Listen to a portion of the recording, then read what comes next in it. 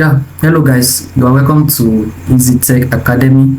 You are welcome. All right, so if this is your first time seeing Easy Tech Academy video, so try to follow or subscribe. Okay, all right, so Easy Tech Academy is based on mobile and laptop repairing. Okay, so if you are a technician for laptop or mobile phone, so follow this account or subscribe if you are watching from YouTube. Okay, all right guys, so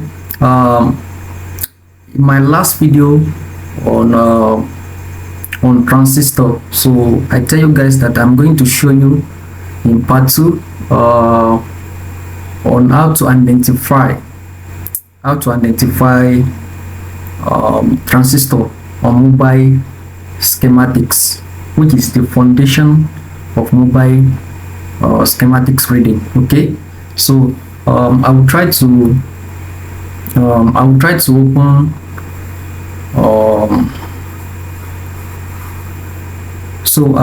open this mobile phone.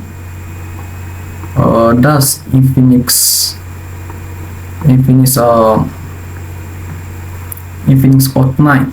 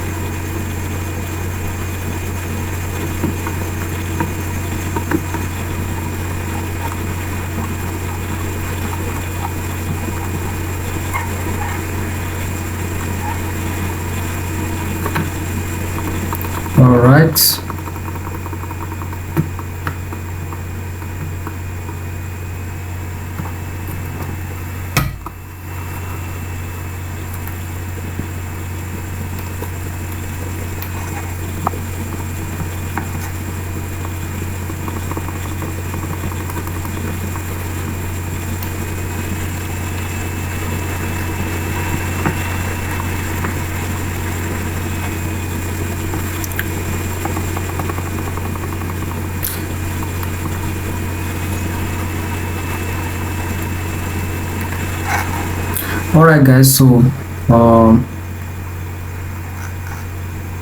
this is what I want to show you guys. Okay, all right, so talking of transistor.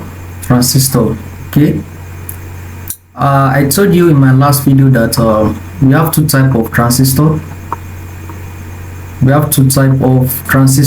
Okay, we have PNP transistor and we have NPN transistor.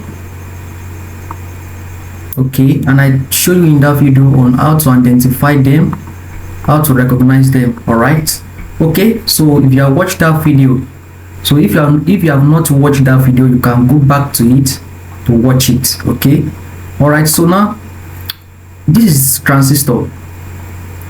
I told you that for transistor, all right, so I told you that transistor, so the denoted letter is represented as Q. Okay, all right, so you can see we have Q2203. all right, so this is telling us that that's a transistor. All right, so that's the first thing to identify a transistor on schematics. Okay, and I told you that we have PNP and we have NPN. Okay, so and I show you that the direction of the diode, okay, you can use it to determine what type of transistor. So if you watch that first video that I posted, you will see that we explain everything in details. Okay, so now look at this transistor. What type of, the first thing that whenever you come across transistor, so the first thing that have to come to your mind is that what type of transistor is this. Okay, all right, so now let's look at the direction of the diode. You can see this is the direction of the diode inside it.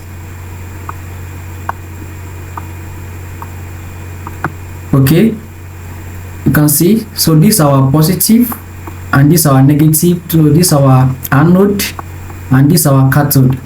Okay, for the diode inside, this is the diode. So this means that our negative is what is outside, and the positive is what is inside.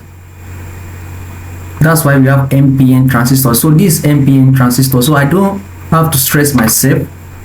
So with this logic, you can identify them. So if it's PNP transistor, I hope you know how to identify that. So I show you in that video. Okay, so this is how you will see a transistor on schematics. All right. Okay, so now let's see how it works. So we said that this is our base, this is emitter, this is collector. So we said that base is just like a switch, just like a switch. Hope you understand. And the emitter is like input in a simple language, and the collector is output.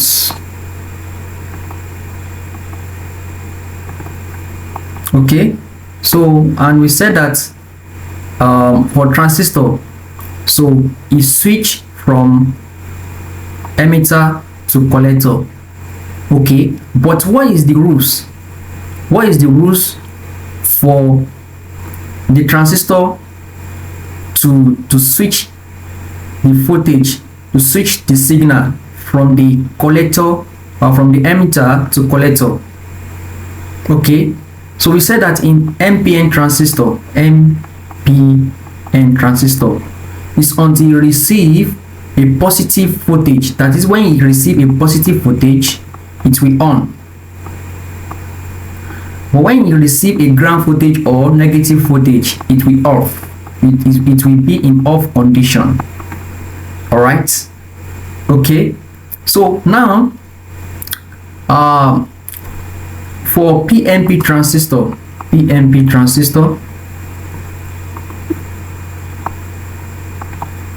we said that when you receive a positive voltage, it will what? It will off.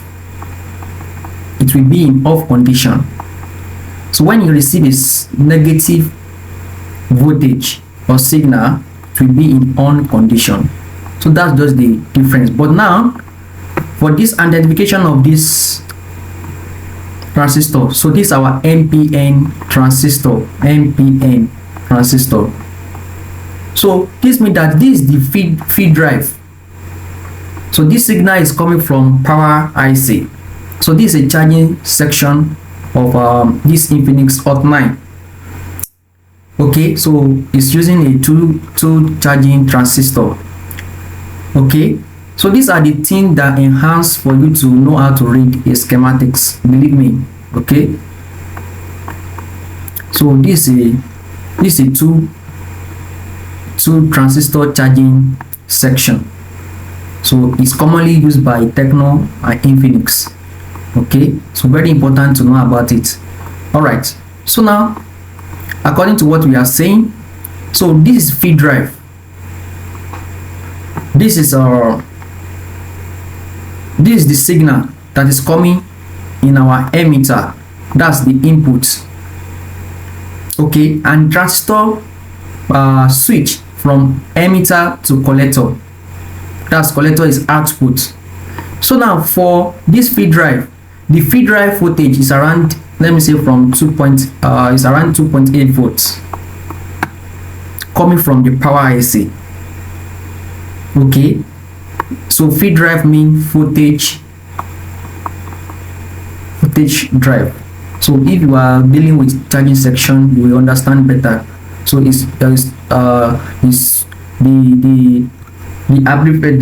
me say the meaning of that abbreviation is voltage drive. Okay, so it's coming from the power IC. So is the power IC that is controlling the charging section, the true transistor of that charging section. Okay, so now let's say this 2.8 is coming from here, from the power IC, and this 2.8 have to also come here. That's our collector. Switch here. You have to switch to this place. So for this to switch, for this 2.8 volts to be appear in this collector, this is our emitter and this is our base. We said that our base is like a switch. Okay, that's like on and off, on and off. So it's the one that we on, is the one that we switch this voltage, and it require a principle for it to switch. We say that for the NPN, this NPN transistor, it has to receive a positive voltage. Okay, so let's try to check. Let's try to check. Let's try to check. So you can see that, look at this. This is our fibers. See, schematics reading is very simple. Just that you have to know the basic. Okay. This is fibers. Okay, so this is the fibers coming from our OVP IC. That's fibers OVP. Okay, so that's the output from the OVP IC. So, and this fibers is coming from our charging port. That's 5 volts. So it will come to this line, to this line,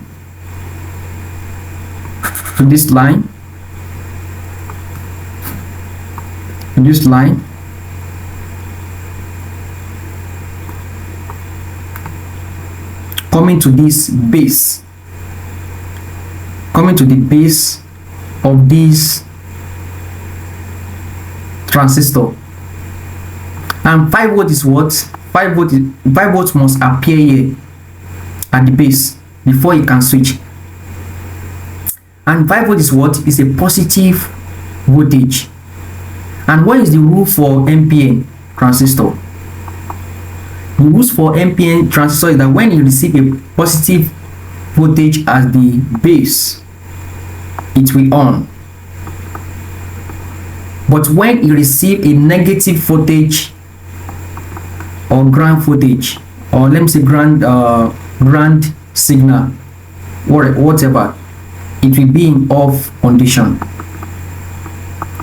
Okay, so this means that if OVP has a fault, if there is a fault with OVP and the voltage is not coming from OVP IC, sorry, let's say that there is a fault in VBus line, the 5 volt is not coming. This means that our transistor will be in off condition. It will off. Okay, and this signal voltage drive 2.8 volts will not come here. So this means that we have 0 voltage here, so it's 0 voltage here, so it will not switch. Hope you understand. So that's how it works. All right, okay, so now we need a positive voltage for it to switch. And when we receive a 5 volts here, 2.8 volts will appear here and go to this transistor. This is also a transistor. You can see Q2201 and Q2204. So that's two charging transistor. Okay. So we are not into charging section now. So we are learning about a transistor. And let's say that there is a problem with this transistor. If there is a problem with this transistor, there will be a problem with this charging transistor, these two charging transistor, because it's the one that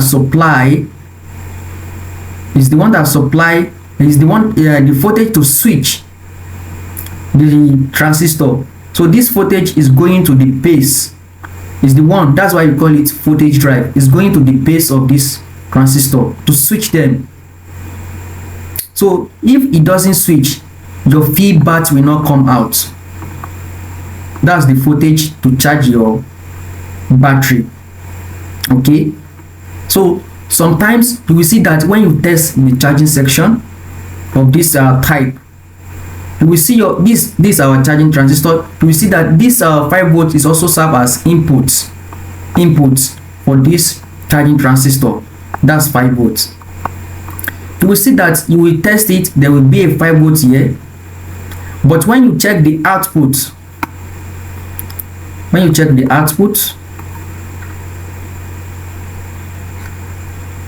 that's our feedback, this is our output,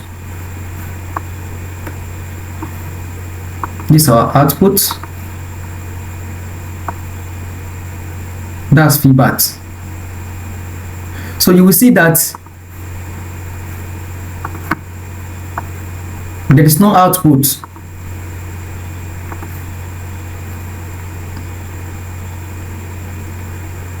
I'm coming.